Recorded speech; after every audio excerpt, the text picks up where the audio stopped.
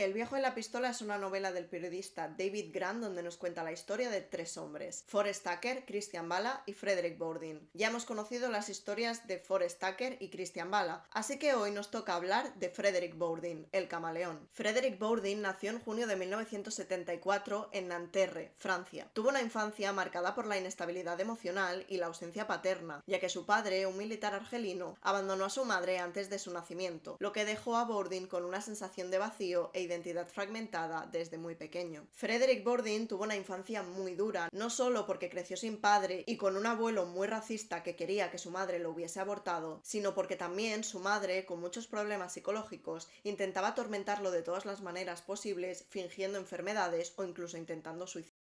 Durante su infancia en el colegio, Frederick Bourdin comenzó a inventarse partes de su vida, como que su padre no estaba con él porque era un agente secreto británico, solo para justificar el por qué su padre no estaba. Una de las profesoras de su infancia le confiesa a David Grant que cuando Frederick Bourdin contaba una historia, contaba una parte de su vida, realmente te lo creías. Debido a los problemas psicológicos de su madre, la justicia le dio la custodia a los abuelos maternos, pero la situación en casa de los abuelos no distaba mucho de lo que pasaba en casa de su madre, así que Frederick Bourdin, en el momento en el que se dio cuenta de que estaba solo en la vida, decidió que tenía que tomar su propia iniciativa. Es por eso que Frederick Bourdin acabó fugándose de su casa y yendo a centros para jóvenes u orfanatos, hasta que con 16 años se escapó a París y allí inventó a su primer personaje. Fue así, con su primera invención, que Frederick Bourdin comenzó a perfilar lo que él mismo llamaba su técnica. Comenzó a asumir identidades falsas, inventando relatos sobre orígenes ficticios y refugiándose en su capacidad de engañar a otros para sentirse aceptado.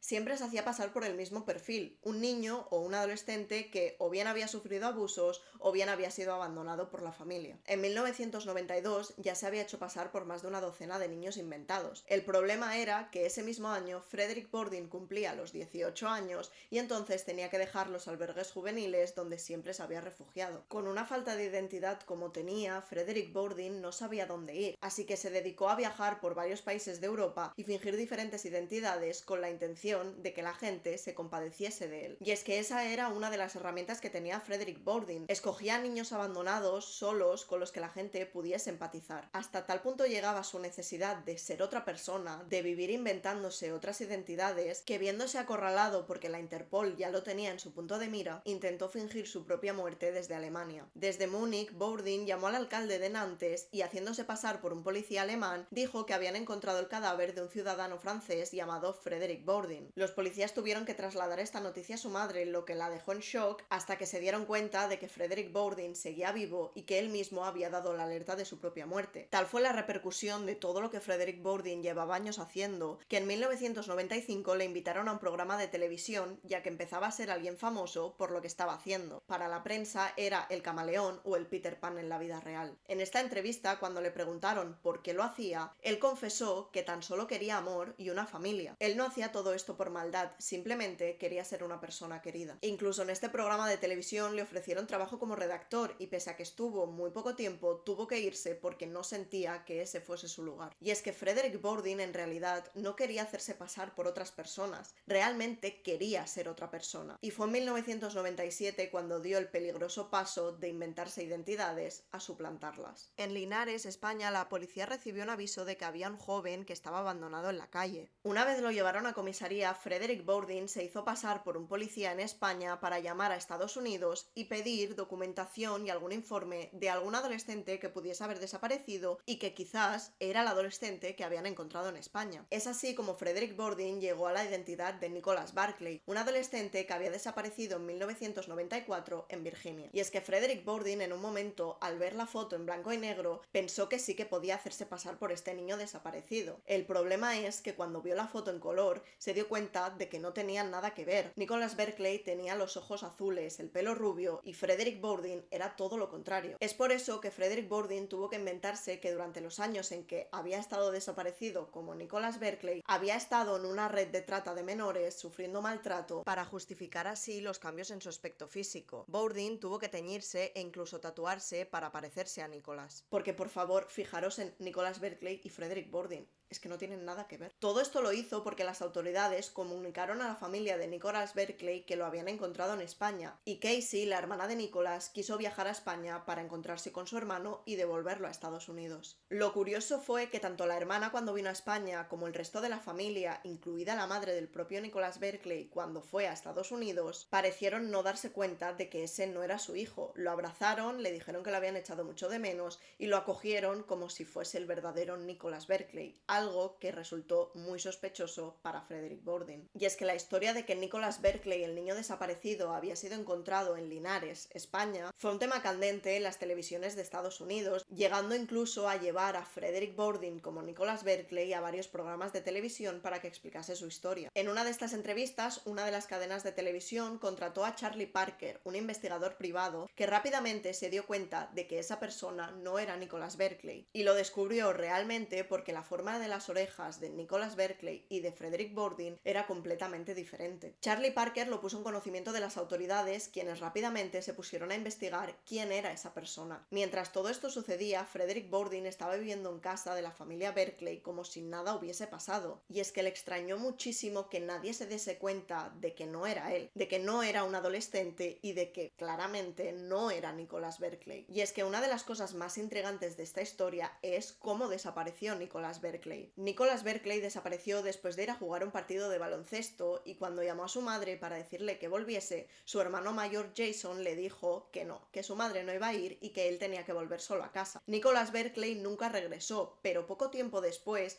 Jason llamó a la policía para denunciar que su hermano había intentado entrar en la casa. Es un poco raro que si tu hermano ha desaparecido y quiere entrar en casa, llames a la policía para denunciarlo. Y es que tanto Jason, el hermano, como su madre habían tenido problemas con las drogas. Jason especialmente porque acabó en un centro de rehabilitación donde trabajaba en el momento en que Frederick Borden se presentó en Estados Unidos. Jason fue a visitarlo a la casa familiar pocos días después, y Frederick Borden confiesa que él creyó ver en los ojos de Jason que sabía perfectamente que no era su hermano. Incluso Jason le regaló una cadena con una cruz como símbolo de que sabía lo que estaba pasando. Mientras tanto, un agente del FBI llamada Nancy Fisher estaba investigando el caso de la supuesta suplantación de identidad de Borden. La propia Nancy Fisher se preguntó si esa familia no estaba intentando creer de verdad que ese era su hijo cuando estaba claro que no lo era. Incluso Beverly, la madre de Nicholas Berkeley, al pedirle que se hiciese unas pruebas de ADN, se indignó muchísimo porque planteasen la idea de que ese no era su hijo. Finalmente, en marzo de 1998, Beverly le dijo al detective Parker que creía que su hijo era un impostor, y finalmente Frederick Borden fue detenido, se declaró culpable y fue deportado a Francia condenado a 6 años. La historia de cómo Frederick Borden se hizo pasar por Nicholas Berkeley es muy compleja, os he hecho aquí un resumen, pero tenéis un documental muy interesante en Filmin que se llama El Impostor, donde explica muy bien toda esta historia y lo que le pudo pasar realmente a Nicholas Berkeley. De vuelta a Francia en 2003, Frederick Borden asumió la identidad de Leo Valley, un adolescente francés de 14 años que se encontraba desaparecido desde 1996, hasta que de nuevo le cogieron porque las pruebas de ADN demostraron que no era Leo Valley. Un año después, en 2004, Frederick Borden volvió a España para hacerse pasar por Rubén Sánchez Espinosa, un adolescente que había perdido a su madre durante los atentados terroristas en Madrid en el año 2004, pero de nuevo lo descubrieron y de nuevo lo deportaron a Francia. Finalmente, en 2005, Frederick Borden volvió a asumir una identidad falsa, haciéndose pasar por Francisco Hernández Fernández, un supuesto adolescente de 15 años que había perdido a sus padres en un accidente de coche y que había sufrido maltrato por parte de su tío. Y es que una de las cosas que hacían que Frederick Borden pudiese asumir todas estas identidades era el cambio que llevaba a cabo tanto en el físico como en su forma de ser. Frederick Borden cambiaba todo su aspecto físico para poder asemejarse a las identidades que él intentaba fingir. Y no solo el aspecto físico, sino también la forma en la que se comportaba. Frederick Borden se estaba haciendo pasar por un niño de 15 años cuando él tenía más del doble de esa edad. Para hacer esta suplantación más creíble, cogió una actitud tímida y retraída, comportándose como un niño traumatizado. Habló con un acento vago y sin detalles sobre su pasado para evitar inconsistencias, sobre todo porque una de las cosas que le habían acabado delatando en su historia fingiendo ser Nicholas Berkeley había sido el acento. Frederick Borden era francés y por mucho que supiese hablar otros idiomas como el español, el inglés o el alemán, en el trasfondo tenía acento francés. Para hacerse pasar por un adolescente, cubría su rostro parcialmente con una bufanda y utilizaba ropa holgada, aparentando una apariencia mucho más juvenil, e incluso utilizaba gorras para poder cubrir una incipiente alopecia. Lo curioso de todo esto es que una vez más las autoridades creyeron su historia en un primer momento y lo llevaron a un centro para menores, en Pau. Allí vivió durante semanas con otros menores y consiguió camuflarse como solo él sabía hacer. Se integró en la rutina del resto de adolescentes y engañó no solo a los adultos, sino que también a los propios niños. Este engaño comenzó a desmoronarse cuando un educador notó que su comportamiento y sus conocimientos no coincidían realmente con los de un adolescente real. Su forma de hablar y sus gestos parecían demasiado sofisticados para alguien de 15 años. Es así como los investigadores llevaron a cabo una investigación más profunda y acabaron llegando a la verdad. Esa persona no era quien decía ser, sino que era, de nuevo, Frederick Bowden. Cuando fue arrestado, Frederick Bowden confesó que él solo quería una nueva vida. Y es que Frederick Bowden realmente no quería llevar ese tipo de vida. Ese tipo de vida en el sentido de que no quería tener a las autoridades detrás siempre,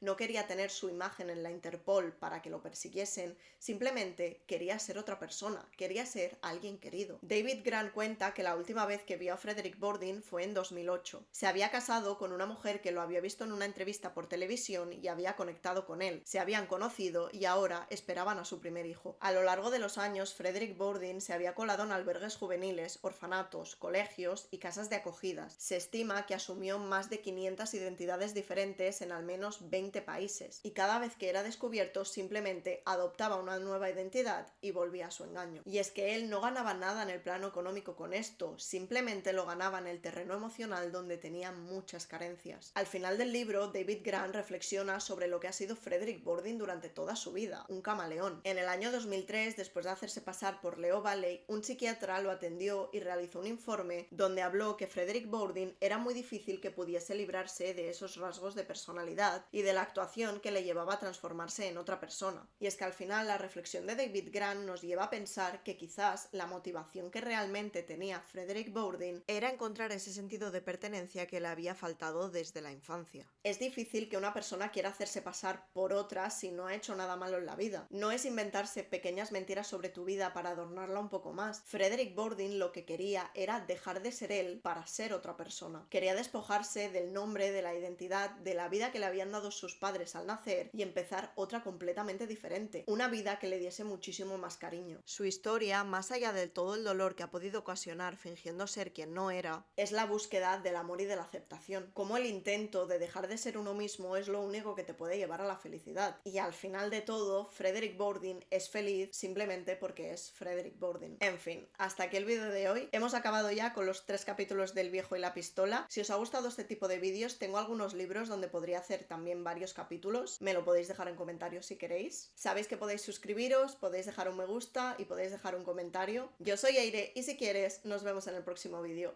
¡Chao!